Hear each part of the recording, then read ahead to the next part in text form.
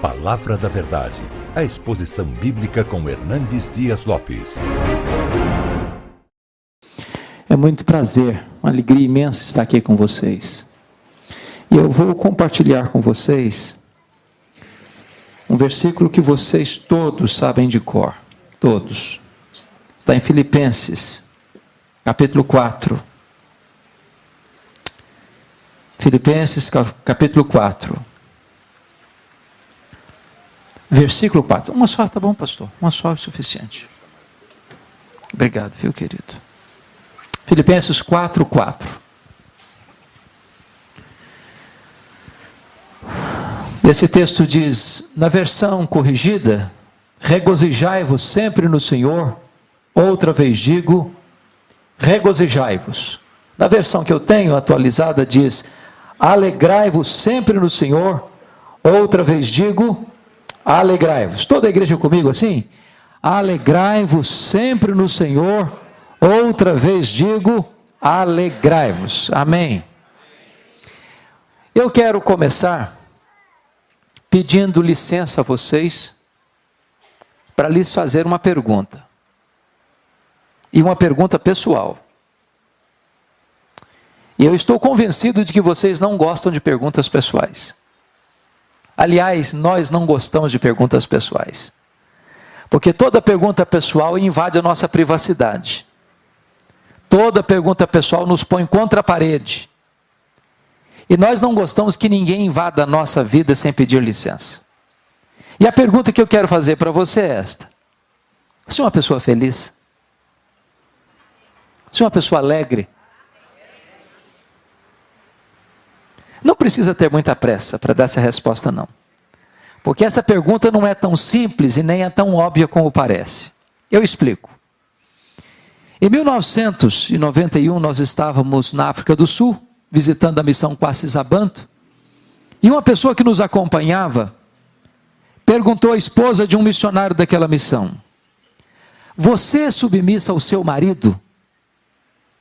A mulher deu uma resposta inteligentíssima. Ela respondeu assim, eu posso lhe garantir que meu marido me ama, mas se eu sou submissa a ele ou não, essa pergunta não tem que ser feita a mim, tem que ser feita a ele. E eu achei magnífica a resposta. Então vou mudar minha pergunta. Sua mulher pode garantir que você é um homem feliz? Seu marido pode garantir que você é uma mulher feliz? Lá em Provérbios 31 diz que os filhos da mulher virtuosa se levantavam e diziam assim, mamãe é uma mulher ditosa, mamãe é uma mulher feliz. Seus filhos podem dizer isso a seu respeito? Seus pais podem dizer isso a seu respeito? Seu namorado, sua namorada, seu noivo, sua noiva, pode dizer isso a seu respeito? Seus parentes podem dizer isso a seu respeito? Seus colegas de escola, de trabalho, podem dizer isso a seu respeito? Os membros da sua igreja podem dizer isso a seu respeito? É muito provável que a essas alturas você já esteja criando aí alguns mecanismos de defesa no seu coração. Talvez você possa até estar dizendo assim, pastor, estão fazendo essas perguntas porque não conhece a minha vida. Porque se eu contar a minha história, até pedra chora. Talvez você possa até argumentar assim, mas será que dá para ser feliz hoje? No mundo de tanta injustiça, tanta violência, tantas desigualdades, será que dá para ser feliz? Quando eu penso nisso, eu me lembro que Paulo escreveu esse texto, não hospedado num hotel 5 estrelas em Roma. Paulo escreveu esse texto de uma prisão, algemado, no corredor da morte, na antessala do martírio, com o pé na sepultura, com a cabeça debaixo da espada de Roma. E ele escreve assim, alegrai-vos sempre no Senhor, outra vez digo, alegrai-vos. E ele nos ensina 3 verdades aqui. Primeiro, a alegria do cristão não é uma opção, é uma ordem, é um mandamento. Ser uma pessoa triste é um pecado. É um pecado de desobediência a uma ordem expressa de Deus. Isso porque o evangelho que nos alcançou é boa nova de grande alegria. O reino de Deus que está dentro de nós é alegria no Espírito Santo. O fruto do Espírito é alegria. E a ordem de Deus é alegrai-vos. Mas você pode perguntar assim, alegrar-se quando mesmo? Sempre. Então eu vou fazer uma perguntinha para você. Você tem problema na sua vida ou sou eu que tenho na minha? De vez em quando a grana fica curta na sua casa também ou só lá em casa que fica? De vez em quando alguém fica doente na sua família também ou só na minha que fica? Quando Paulo diz assim, alegrai-vos sempre, o que ele está querendo dizer? Que a alegria do cristão, além de ser imperativa, é também ultra circunstancial. Não depende de circunstância. Porque estar feliz quando está tudo bem, até o ateu consegue. O grande desafio é ser uma pessoa feliz apesar das circunstâncias adversas. Isso porque a alegria do cristão não é um sentimento, não é uma emoção. A alegria do cristão não é apenas presença de coisas boas, nem apenas ausência de coisas ruins. A alegria do cristão é uma pessoa, a alegria do cristão é Jesus. Quem tem Jesus é uma pessoa feliz, quem não tem Jesus não é uma pessoa feliz. Por isso a alegria do cristão é imperativa, é ultra circunstancial e é cristocêntrica. Porém, você não precisa ser um psicólogo, nem um grande entendedor da alma humana, para perceber que nem todos os crentes salvos em Cristo estão desfrutando dessa alegria. Basta olhar para as pessoas, basta conversar com elas. Você vai ver em muitos como que uma aura de tristeza ao redor do seu rosto. O que está acontecendo? Eu não tenho dúvidas de que alguém está saqueando, roubando, espoliando esta alegria. E eu quero remeter vocês ao texto de 1 Samuel 30, quando diz que Davi chegou em Ziclag com seus homens, onde estavam suas respectivas famílias, e viu que a cidade tinha sido queimada, ferida, espoliada pelos amalequitas, e tinham levado embora os filhos, as filhas, as mulheres. E quando Davi viu aquela cena, ele chorou até não ter mais forças para chorar. Ele muito se angustiou. Seus homens queriam apedrejá-lo, porém ele se reanimou no Senhor seu Deus, e clamou a Deus em oração e perguntou: Deus, perseguirei eu o bando, alcançá-lo-ei? Em outras palavras, ele estava perguntando assim para Deus: Deus, eu estou levando de goleada do inimigo, e eu vou aceitar passivamente a decretação da derrota, ou eu vou reagir? E Deus respondeu para Davi: reage, Davi, porque tudo que o inimigo tomou de você, você vai trazer de volta. O Deus que estamos servindo nesta noite é o Deus da restituição. Ele pode trazer de volta a paz para a sua alma, Ele pode trazer de volta a alegria para o seu coração, Ele pode trazer de volta a harmonia para o seu casamento, Ele pode trazer de volta a restauração para a sua família.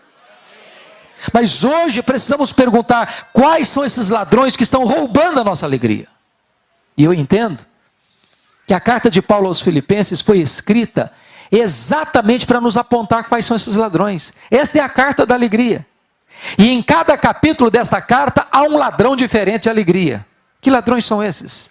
Com a sua Bíblia aberta comigo em Filipenses, vamos identificá-los, por favor. Em primeiro lugar, confira aí capítulo 1, versículo 12.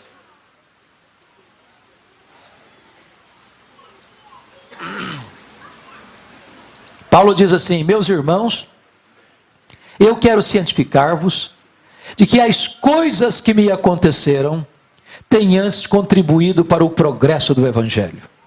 Preste bem atenção nisso. As coisas que me têm acontecido ou que me aconteceram, e as coisas que nos acontecem são as circunstâncias da vida, e as circunstâncias da vida são o primeiro ladrão da alegria. Sabem por quê? Porque as coisas acontecem com você querendo você ou não, gostando você ou não, planejando você ou não. As circunstâncias acontecem à revelia da sua vontade, ao arrepio do seu querer. Acontecem de súbito, sem que você esteja esperando. E às vezes não mandam telegrama, não tocam campainha, arrombam a porta da sua vida e transtornam as suas emoções. É um acidente grave. É uma doença súbita.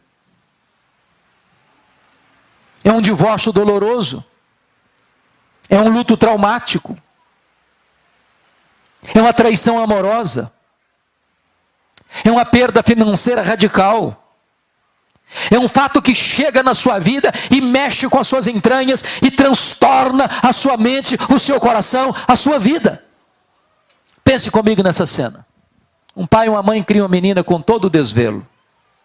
Esse pai, com muita alegria e com um senso de dever cumprido, leva essa menina ao altar no dia do casamento. E essa menina se casa na expectativa de construir um lar feliz, para logo depois descobrir que casou-se com um homem rude, um homem infiel, um homem violento, que vai transtornar a sua vida, que vai fazer do seu projeto de felicidade um inferno existencial, e aquele casamento que começou para ser um projeto de vida, termina machucado, ferido, transtornado, nas barras de um tribunal, por um doloroso divórcio. Se você não tomar cuidado, isso leva embora a sua alegria. Você vai ao médico para um exame de rotina, e descobre que está com a doença grave, talvez incurável na perspectiva da medicina. Se você não tomar cuidado, isso leva embora a sua alegria. Você trabalhou, dedicou-se, economizou, investiu, granjeou, formou um patrimônio, de repente, numa decisão errada, você perde anos de trabalho. Se você não tomar cuidado, isso leva embora a sua alegria. 5 anos, 10 anos, 20 anos, 30 anos de vida conjugal, de fidelidade, de respeito, de amor, de carinho, de afeto. De repente, uma punhalada nas costas, uma traição, uma separação amarga, um divórcio doloroso. Se você não tomar cuidado, isso leva embora a sua alegria. Circunstâncias.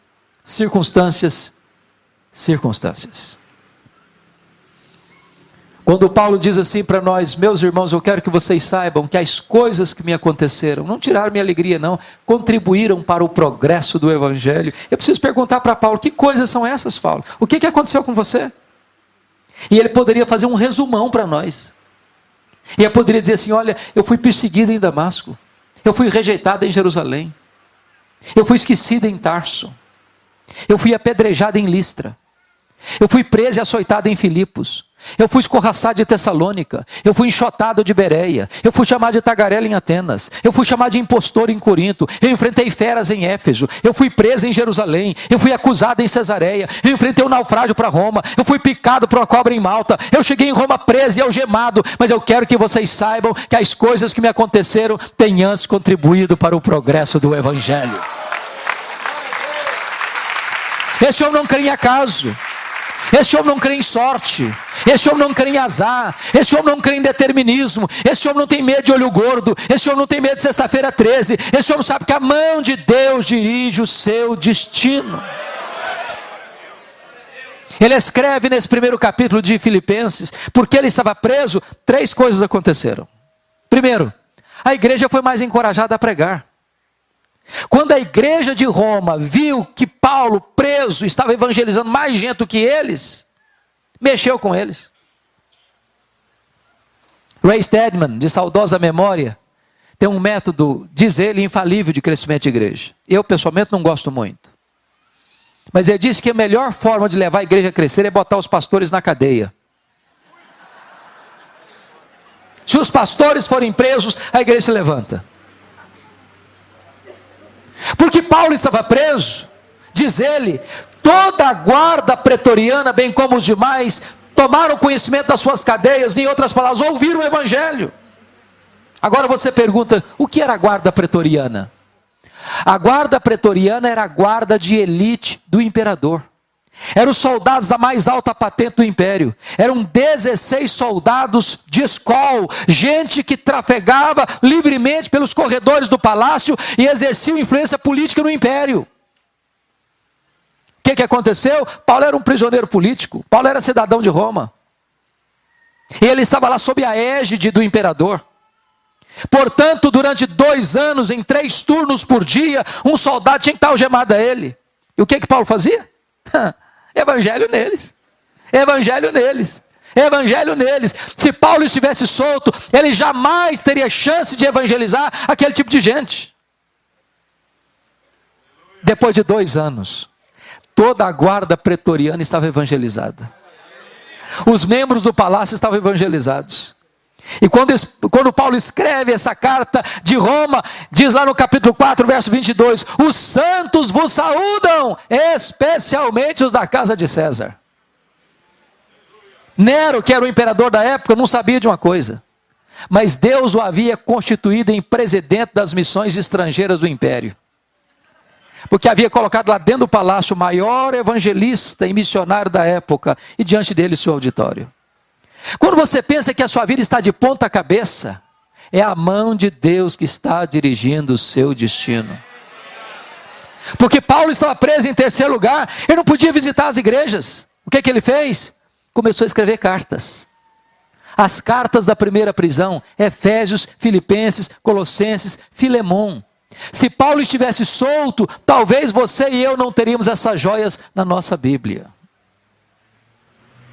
Se você não olhar para as circunstâncias da vida sob a perspectiva da providência de Deus, você perde a alegria. Mas eu quero dizer para você uma coisa: nem um fio de cabelo da sua cabeça pode ser tocado sem que Deus saiba, sem que Deus permita, sem que Deus tenha um propósito. Vamos ao segundo ladrão da alegria, capítulo 2, por favor.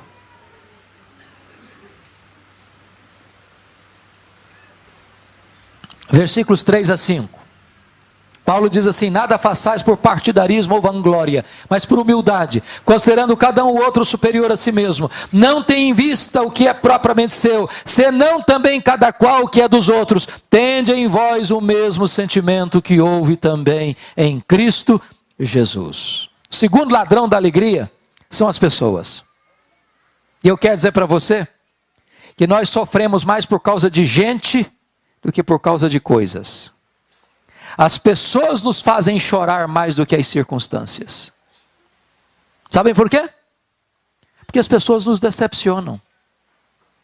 E nós decepcionamos as pessoas. É por isso que é impossível ter uma vida saudável, um casamento saudável, uma família saudável, uma igreja saudável, sem o exercício do perdão. Nós temos queixas uns dos outros. Nós erramos uns com os outros. Nós falhamos uns com os outros. E eu quero dizer para você que o perdão é vital. O perdão não é fácil, mas ele é necessário. Jesus Cristo chegou a dizer o seguinte: se você não perdoar, você não pode orar. Você pode até orar, mas não vai valer nada. Se você não perdoar, você não pode trazer a sua oferta ao altar. Se você não perdoar, você não pode adorar a Deus. Se você não perdoar, você não pode ser perdoado. Se você não perdoar, você adoece fisicamente, emocionalmente, espiritualmente. Se você não perdoar, você é entregue aos verdugos da consciência, aos flageladores da alma, você não tem paz. Mas o perdão, gente, é uma questão de bom senso, sabia? De bom senso. Sabe por que de bom senso? Porque guardar mágoa no coração é autofagia.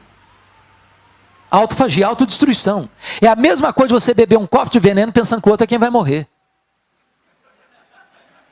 Quando você guarda mágoa no coração, você acaba convivendo com a pessoa que você menos gostaria de conviver na vida 24 horas por dia.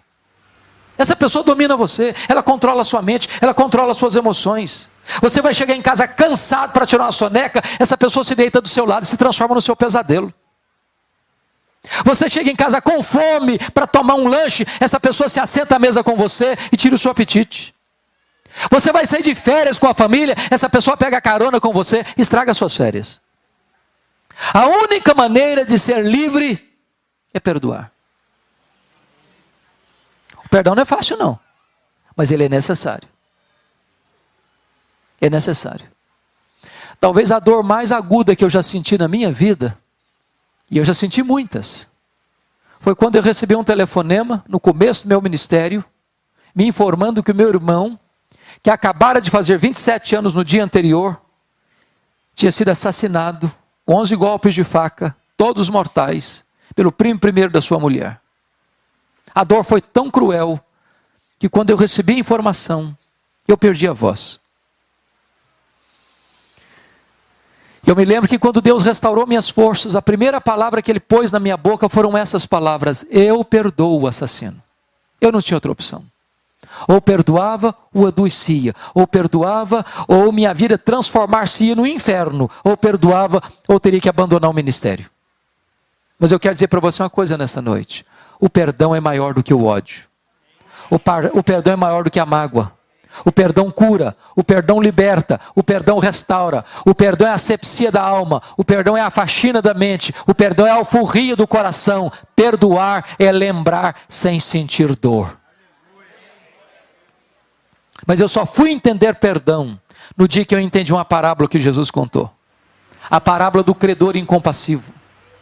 Jesus contou que o rei acertava conta com seus súditos e encontrou um servo que lhe devia 10.000 talentos. Não tendo com que pagar o rei mandou vender sua mulher, seus filhos. O homem pediu misericórdia para o rei: tem paciência comigo e tudo eu te pagarei. O rei perdoa a ele a dívida de 10.000 talentos. Lá na frente, aquele camarada encontrou um outro indivíduo que lhe devia também 100 denários. Não tendo com que lhe pagar, o homem pediu misericórdia. Ele disse: não tem paciência com você não. Agarrou o cidadão e disse: paga o que você me deve, senão jogo você na cadeia. O rei ficou sabendo disso, ficou muito irado, mandou chamar aquele homem lá e disse: servo malvado, eu perdoei a você 10.000 talentos e você não pôde perdoar o seu conservo 100 denários? Pois você vai ser entregue aos verdugos, aos flageladores, até que você pague o último centavo. E Jesus termina a parábola dizendo assim: assim vosso Pai Celeste vos fará, se do íntimo não perdoardes uns aos outros. A parábola terminou e eu não entendi quase nada. Quase nada. Sabe por que eu não entendi quase nada? Eu não sei quanto vale 10.000 talentos. Também não sei quanto vale 100 denários. Ficou dito pelo não dito. Jesus está usando uma moeda que eu não conheço. Na verdade, Jesus não contou aqui apenas uma parábola, Jesus contou aqui uma hipérbole, um exagero. Nenhum judeu podia dever 10.000 talentos no primeiro século, nenhum judeu. Sabe quanto vale 10.000 talentos? Um talento são 35 quilos de ouro. 10.000 talentos são 350 mil quilos de ouro. Para você ter uma ideia, todos os impostos da Galileia, Pérea, Judeia, Samaria, durante um ano, eram 800 talentos. 10.000 talentos eram todos os impostos da nação durante 13 anos. Naquela época, o salário de um trabalhador era 1 denário por dia. Para um homem juntar 10.000 talentos, ganhando 1 denário por dia, ele teria que trabalhar ininterruptamente 150.000 anos. Quando aquele homem diz para o rei: tem paciência comigo que tudo eu te pagarei, estava fazendo uma promessa que jamais poderia cumprir. Mas talvez você pergunte: mas eu não estou entendendo então. Por que que Jesus contou uma parábola com uma conta tão grande assim? Uma dívida tão imensa assim? Sabe por quê? Porque este é o tamanho da sua dívida e da minha dívida com Deus. A nossa dívida com Deus era impagável e Deus nos perdoou completamente. Louvado seja o seu nome.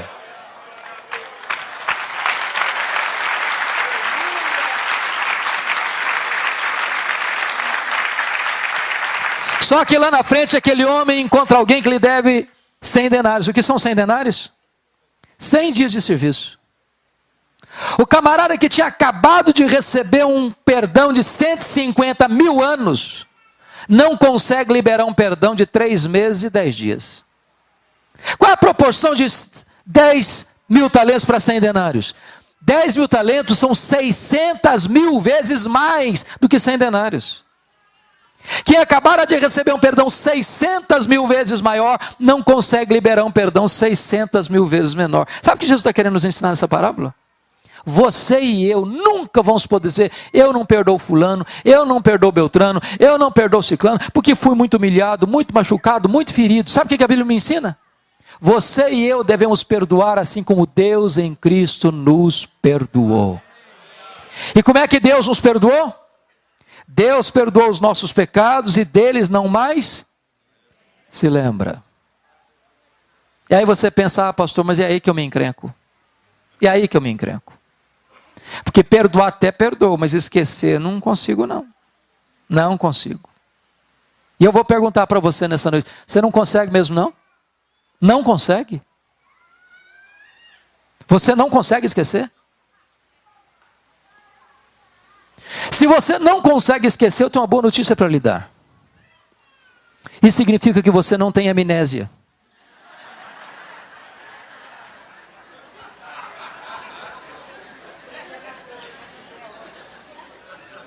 Eu quero dizer para você nessa noite que Deus também não tem amnésia. Quando a Bíblia diz que Deus perdoa e esquece, a Bíblia não está querendo dizer que Deus tem amnésia. Deus sabe tudo. Deus é onisciente. Deus não tem perda de memória. Mas então o que a Bíblia quer dizer que Deus perdoa e esquece? A Bíblia quer dizer que Deus nunca mais joga no seu rosto um pecado que Ele já perdoou.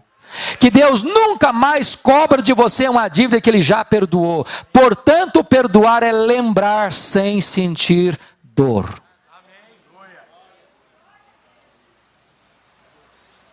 A igreja de Filipos era uma igreja maravilhosa. Missionária, sabia? Missionária.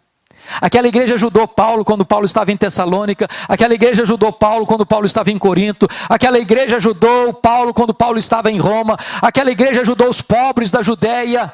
Porta para fora, ela era uma bênção. Porta para dentro, um problema. Até as mulheres da igreja brigavam. Está lá no capítulo 4, verso 2. Rogo a Evódia, rogo a Síntique, pensem com o concordamento do Senhor. As mulheres estavam brigando, batendo cabeça dentro da igreja. Tinha gente da igreja que trabalhava desde que ele aparecesse, vanglória. Tinha gente que estava até engajada desde que o grupinho dele aparecesse, partidarismo. Tinha gente na igreja, e Paulo talvez estivesse escutando esse relatório e falou: Paulo, você que não está aqui, tem gente aqui que dá azia em copo de bicarbonato, não tem jeito não.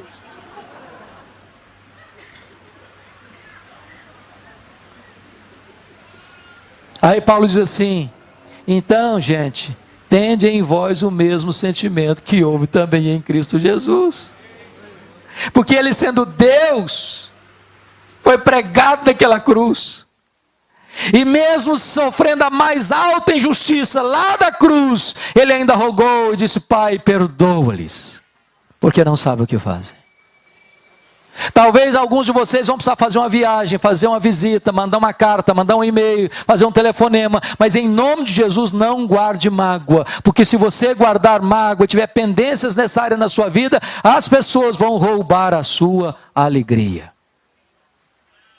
Vamos ao terceiro ladrão? Capítulo 3 comigo, por favor, versículo 19.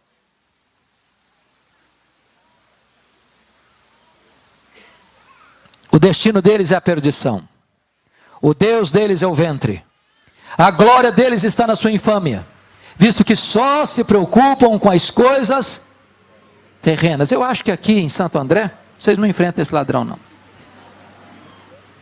Preocupação com dinheiro. Dinheiro aqui não é problema, né? É solução. Mas eu vou fazer uma perguntinha muito simples aqui nessa noite. Alguma vez você já discutiu com a sua mulher por causa de dinheiro? Já?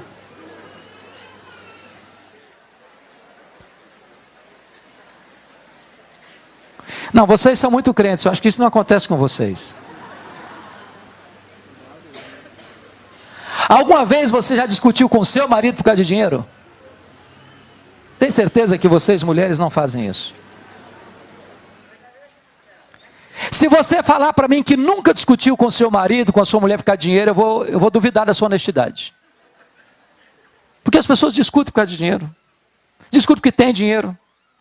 Discutem porque não tem dinheiro. Discute porque tem muito dinheiro.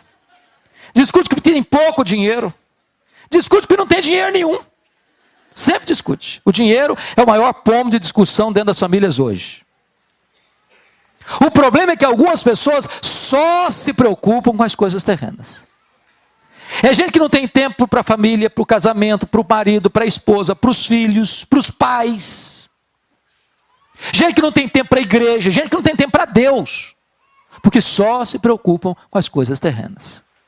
Gente que acorda de madrugada, gente que vai dormir tarde, gente que come penosamente o pão que granjeiam, porque só se preocupam com as coisas terrenas. O dinheiro não é apenas uma moeda, o dinheiro é um ídolo, o dinheiro é mamon. E no altar de mamon tem gente que vive, tem gente que morre, tem gente que casa, tem gente que descasa, tem gente que mente, tem gente que corrompe, tem gente que é corrompida, porque só se preocupam com as coisas terrenas. Nós estamos vivendo um mundo muito complicado hoje, não estamos? Os estudiosos dessa área dizem que é o tempo da globalização. É verdade, globalização. Nós somos uma aldeia. Dá um problema na bolsa lá de Singapura, de Nova York, de Tóquio, o tremor chega no seu bolso na mesma hora. Quer ver um exemplo de globalização? A crise imobiliária nos Estados Unidos em 2008. Os bancos emprestaram mais dinheiro que podiam, a bolha estourou e a crise, no efeito cascata, atingiu a economia do mundo. Eu sou do estado do Espírito Santo, como o pastor já disse. Vocês sabem que o Espírito Santo é o maior produtor de rochas ornamentais do planeta hoje. O Espírito Santo é o maior produtor de granito do mundo. Muitos donos de pedreira no meu estado quebraram, porque o mercado imobiliário dos Estados Unidos bambearam as pernas. Sabe por quê? Nós somos uma economia globalizada. E nessa economia globalizada, diz Tom Cine, no seu livro Lado Oculto da Globalização, que mais de 50% das riquezas do planeta estão nas mãos de pouco mais de 100 empresas particulares. A Toyota é mais rica do que a África do Sul. A GM é mais rica do que a Noruega. O Walmart é mais rico do que 150 países. No ano 2000, Bill Gates tinha uma renda líquida de 400 milhões de dólares por semana. O problema desta economia é que as empresas querem mais do seu tempo e mais do seu dinheiro. E aí você, para entrar nessa rotina, você tem que entrar também no consumismo. E nós entramos no consumismo.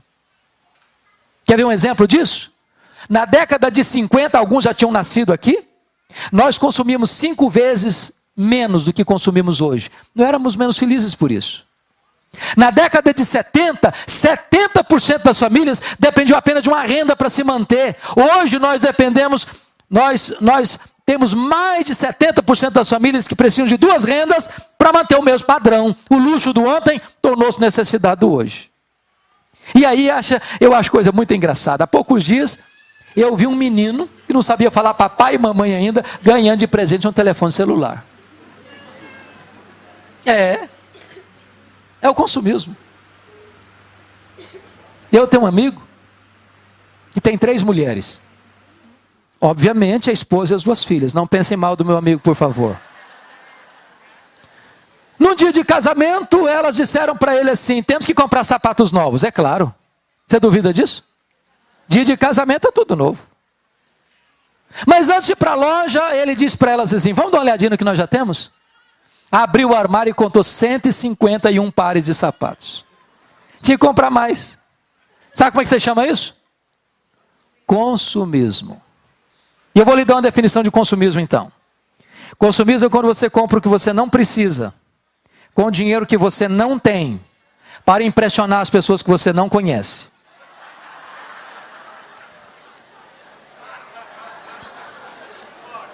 O problema é que algumas pessoas só se preocupam com as coisas terrenas. O apóstolo Paulo, quando tratou dessa matéria, diz que aqueles que querem ficar ricos caem em tentação e cilada e atormentam a si mesmos com muitos flagelos. Ele diz o seguinte: eu não trouxe nada para o mundo, nós não vamos levar nada do mundo, portanto, tendo o que comer, o que beber, o que vestir, com isso estejamos contentes, porque a piedade com contentamento é grande fonte de lucro, mas o amor do dinheiro é a raiz de todos os males. John Rockefeller foi o primeiro bilionário do mundo. E ele disse: o homem mais pobre que eu conheço é aquele que só tem dinheiro. Alguém disse, com certa razão, as pessoas mais felizes são aquelas que chegam em casa cheirando graxa e comem um bom prato de arroz com feijão e dormem a noite toda bem dormida. Quando John Rockefeller morreu, esse primeiro bilionário do mundo, um curioso foi ao cemitério. E ele deu um jeito de encostar no contador do John Rockefeller e perguntou, cheio de curiosidade: e aí, camarada, me conta, quanto é que o doutor John Rockefeller deixou? O contador olhou para ele surpreso e disse: uai, camarada, ele deixou tudo, ele não levou nem um centavo. Você já viu o caminhão de mudança e enterro? Já viu gaveta em caixão?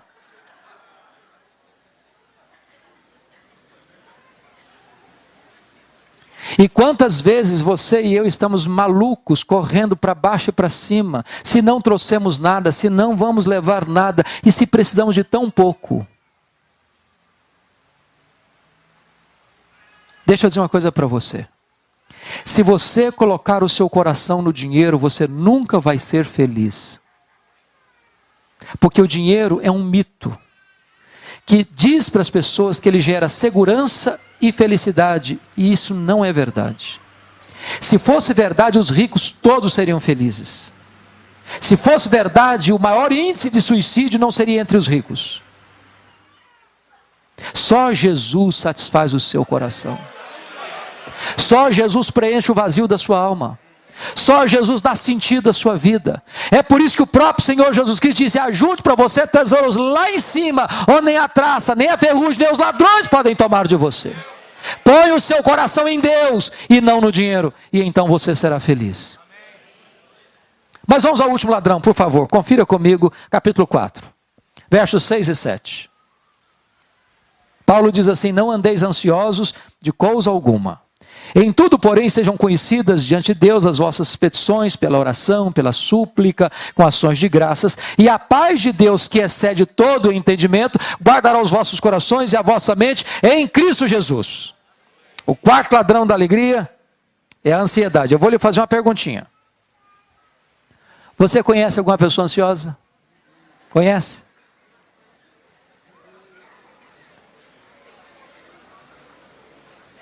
Já viu alguma pessoa ansiosa hoje? Hoje? Tem certeza? Vocês se olharam no espelho antes de vir para cá? Você é daquele tipo de gente que fica roendo as unhas? Ou daquele tipo de gente que o problema está lá na China, você pensa que já está batendo na porta da sua casa? Ou daquele tipo de gente que quando não tem problema, você cria um porque não sabe viver sem problema? A ansiedade é o mal desse século, irmãos.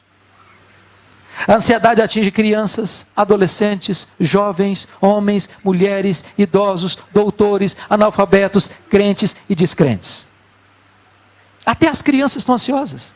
Sabia disso? Todo mundo. Então, todo mundo é. Vamos saber a solução agora. Já percebeu que até as crianças estão ansiosas? Hollywood fez uma pesquisa sobre isso. E descobriu o seguinte: que as crianças estão ansiosas porque elas gostam de filmes, de jogos e de brinquedos de ação. Se você um dia tiver coragem de assistir todos os desenhos da televisão brasileira, eu vou lhe garantir que você não dorme de noite com a luz apagada.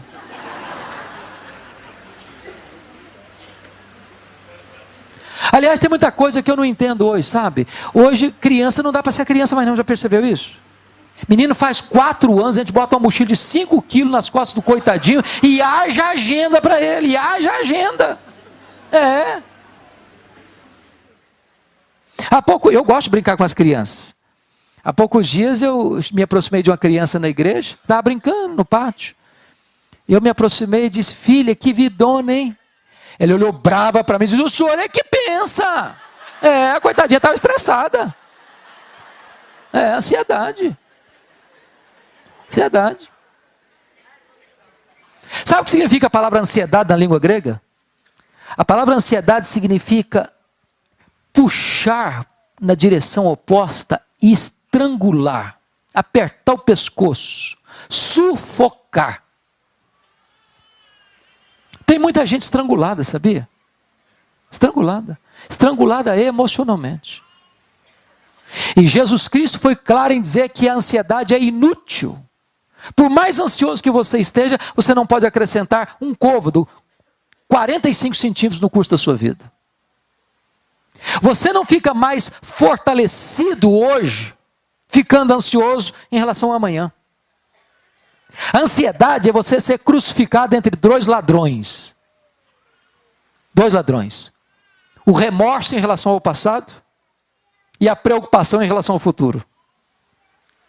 Tem gente que não vive porque nunca curou as feridas do passado. Sofreu um abuso na infância, sofreu uma injustiça na vida, e aquele troço ficou lá cozinhando, mal resolvido, encruou.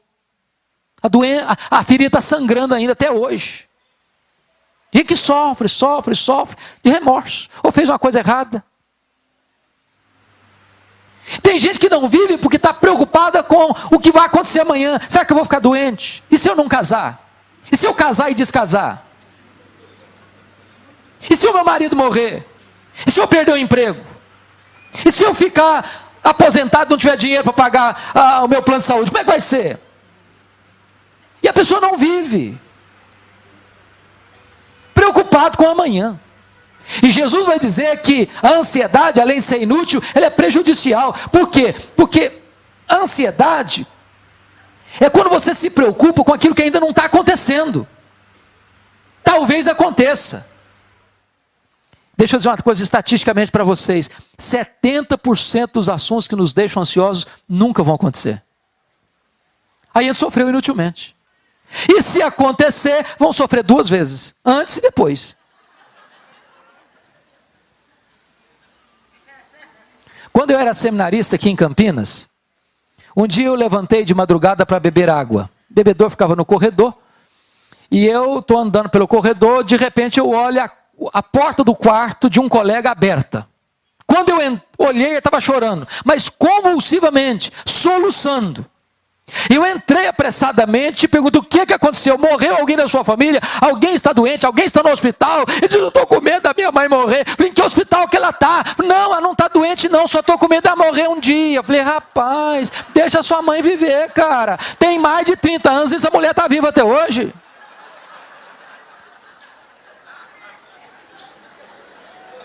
Há poucos dias entrou a mãe chorando no meu gabinete com a menina de 3 anos no colo, chorando. Falei: o que aconteceu, mãe? Eu estou com medo da minha filha crescer e não casar. Falei: mas nem cresceu ainda. Que é isso? Ansiedade pura. Mas deixa eu dizer uma coisa mais para vocês. A ansiedade, além de inútil e prejudicial, ela é sinônimo de incredulidade. Jesus Cristo disse: os gentios que não conhecem a Deus é que se preocupam com todas essas coisas, que comeremos, que beberemos, com que nos vestiremos, mas vós deveis buscar em primeiro lugar o reino de Deus e a sua justiça, e as demais coisas vos serão acrescentadas. Sabe por que você e eu ficamos ansiosos? É porque nós duvidamos que o nosso Deus seja suficientemente poderoso e bom para cuidar da nossa vida. Qual o remédio para a ansiedade? Paulo dá a receita. Não andeis ansiosos de algumas coisas, foi isso que ele disse? Não andeis ansiosos de coisa alguma. Em tudo, porém, sejam conhecidas diante de Deus as vossas petições, pela oração, pela súplica, com ações de graças. Então Paulo está falando de 3 coisas aqui, preste bem atenção nisso. A palavra oração aí no grego é a mesma palavra para adoração. Então Paulo está falando de 3 coisas: de adorar a Deus, de pedir ou suplicar a Deus e de dar graças a Deus. Agora, você sabia qual a diferença entre adorar a Deus e dar graças a Deus? Você adora a Deus por quem Deus é, e você dá graças a Deus pelo que Deus faz. Então eu vou fazer uma oração de adoração. É o que Paulo mandou fazer para curar minha ansiedade.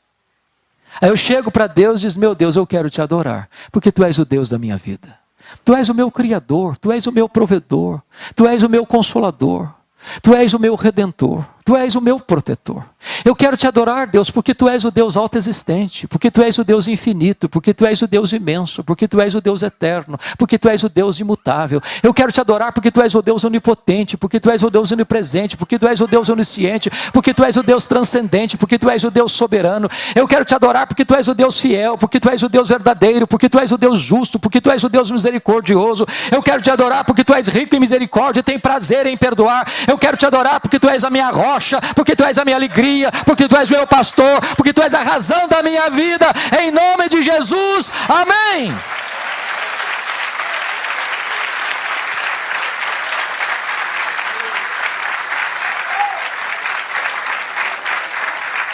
Agora imagina, depois de uma oração dessa, eu chegar para Deus e dizer: Deus, mas eu estou tão ansioso, Senhor. Não combina mais, não combina. Ou você retira a oração, ou retira a ansiedade.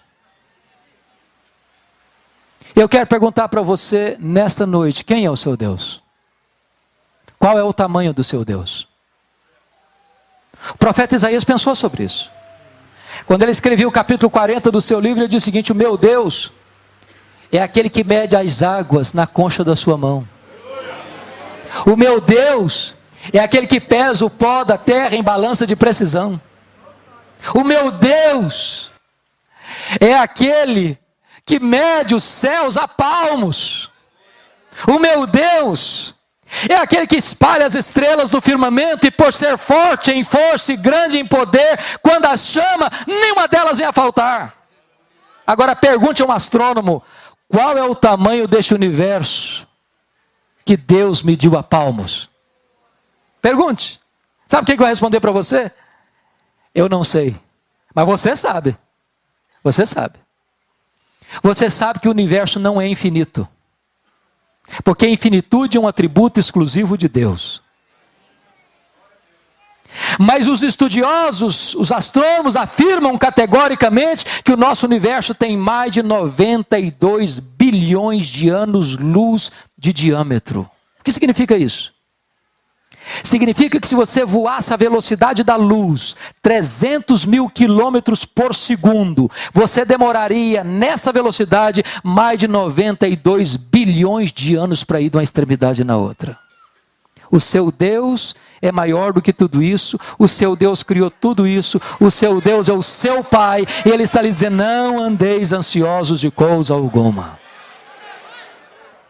Pergunte a um astrônomo quantas estrelas existem. Sabe o que eu quero responder para você? Eu não sei. Mas eles afirmam categoricamente que há mais estrelas no firmamento do que grãos de areia em todas as praias e desertos do nosso planeta. Vá à praia um dia, encha a concha da sua mão de areia, leve para casa, bote numa tábua de vidro e conte quantos grãos de areia você tem na concha da sua mão. Há mais estrelas no firmamento do que todos os grãos de areia de todas as praias, de todos os desertos do nosso planeta. Deus não apenas criou todas elas, Deus as conhece cada uma pelo nome. E por ser forte em força e grande em poder, quando as chama, nenhuma delas vem a faltar. Este é o seu Deus, este é o seu Pai. Está lhe dizendo: não andeis ansiosos de coisa alguma. Mas não é apenas o macro-universo que nos encanta, não, o micro também. Se você chegar na sua casa hoje e pegar uma folha muito tenra lá no seu jardim, aquela folha é tão complexa como a cidade de São Paulo. Vá para casa hoje e pega uma gema de ovo e bote na frigideira. Aquela gema de ovo é mais complexa do que qualquer máquina que o homem jamais inventou. O Dr. John Wilson, prêmio Nobel na área de medicina, na área de oftalmologia, ele diz que você e eu temos mais de 2 milhões de fios duplos encapados em cada um dos nossos olhos, e se não for assim, haveria um curto-circuito, ficaríamos cegos. Dr. Marshall Nirenberg, prêmio Nobel de Biologia, fez uma das mais fantásticas descobertas do século passado. Ele descobriu que você e eu somos um ser programado geneticamente. Ele descobriu mais. Ele descobriu que você e eu temos em torno de 60 trilhões de células vivas no nosso corpo. E descobriu mais, que em cada uma dessas células nós temos 1,70 m de fita DNA, onde estão gravados e computadorizados todos os nossos dados genéticos, a cor dos nossos olhos, a cor da nossa pele, o nosso temperamento. Se você espichar a fita DNA do seu corpo, você tem 102 trilhões de metros de fita DNA. Você tem 102 bilhões de quilômetros de fita DNA no seu corpo. Daria para dar diversas voltas no sistema planetário. Dr. Lowe vai dizer que código de vida não se origina espontaneamente. Código de vida não se origina de uma explosão cósmica. Código de vida não se origina de uma evolução de milhões e milhões de anos. Código de vida foram plantados em você pelo Deus Todo-Poderoso, Criador dos céus e da terra. Esse Deus é o seu Pai, e Ele está lhe dizendo: não andeis ansiosos de coisa alguma. Quando você conhece esse Deus, não tem espaço para ansiedade. O resultado disso é que, em vez de ansiedade, a paz de Deus, que excede todo todo entendimento, vem guardar o nosso coração e a nossa mente em Cristo Jesus. E a palavra guardará no grego é montar guarda, montar sentinelas, é colocar uma muralha divina ao redor da nossa cabeça e do nosso coração. Sabe por quê? Porque a ansiedade é um pensamento errado e um sentimento errado. Quando a ansiedade que entra, não consegue mais, porque tem uma soldadesca divina, a paz de Deus guardando a mente e o coração, a razão e a emoção. É por isso, irmãos, que Paulo podia dizer de dentro de uma cadeia: alegrai-vos sempre no Senhor. Outra vez digo, alegrai-vos. Quando eu era criança, eu escutei a seguinte frase, pastor, numa igreja: projeto de Deus é fazer você santo e não fazer você feliz. Aí eu engoli um negócio meio esquisito, porque a primeira parte eu entendi muito bem, sede santos, porque eu sou santo. A segunda eu não entendi. Aí eu fui pesquisar. Aí descobri que talvez quem melhor entendeu esse negócio foram aqueles irmãos nossos lá da Inglaterra do século XVII. Quando eles perguntaram assim: qual é o fim principal do homem? E eles responderam assim: o fim principal do homem é glorificar a Deus e gozá-lo para sempre. Aí eu tenho que concordar com o pastor batista John Piper, quando ele diz o seguinte, que o nosso problema não é a busca da felicidade, não. Não é a busca do prazer, não. Não é o hedonismo, não. O nosso problema é contentar-nos com a felicidade pequena demais, terrena demais, limitada demais, quando Deus nos criou e nos salvou para a maior de todas as felicidades, de amá-lo, de fruí-lo, de glorificá-lo. Então eu quero dizer uma coisa para você nesta noite. Deus quer que você seja muito feliz. Abundantemente feliz, maiusculamente feliz, superlativamente feliz, eternamente feliz. Alegrai-vos sempre no Senhor. Outra vez digo, alegrai-vos. Mas eu vou terminar agora pedindo licença para vocês, para lhes fazer uma pergunta. Para lhes fazer uma pergunta pessoal. E eu sei que vocês não gostam de perguntas pessoais. Aliás, nós não gostamos de perguntas pessoais. Porque toda pergunta pessoal invade a nossa privacidade, nos põe contra a parede. E nós não gostamos que ninguém invada a nossa vida sem pedir licença. Mas eu vou lhe fazer essa pergunta como se nós estivéssemos uma conversa bem particular. E a pergunta é esta: você é uma pessoa feliz? Você é uma pessoa alegre? Que Deus nos ajude a dar essa resposta nesta noite. Amém. Palavra da Verdade, a exposição bíblica com Hernandes Dias Lopes.